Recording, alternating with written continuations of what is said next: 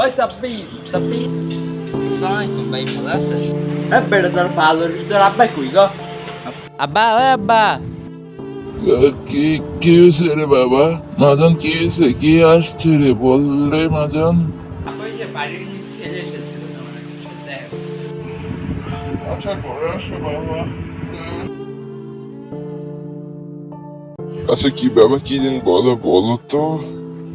তো 2-3 মাস ধরে তো আপনার কোনো ঘর বাড়িছেন, তাই হুদাদিত ঘর বানিয়ে তো আপনাদেরকে ফাও রাখা যায় না না। আমি এমনি 2-3 মাস ধরে আমি অসুস্থ হচ্ছি, এমনি আমি কামও যেতে পারছি না, তাই আমার হাতে কোনো টাকা নেই। তো এমন জন্য তোমাকে টাকা দেবো না, তোমাকে দিব বাবা, একটু wait। আপনাকে আমাকে এত জ্ঞান দিতে বলিনি। আপনাকে যদি ঘর ভাড়া না দিতে পারেন তাহলে ডাইরেক্ট ঘর থেকে বাইরে হয়ে যাবেন, জান।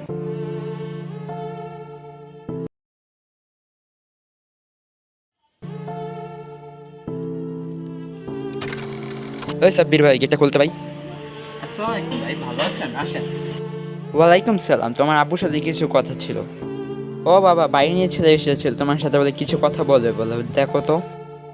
আসো বাবা আসো, ভিতরে আসো, কি কথা বলবা বলো।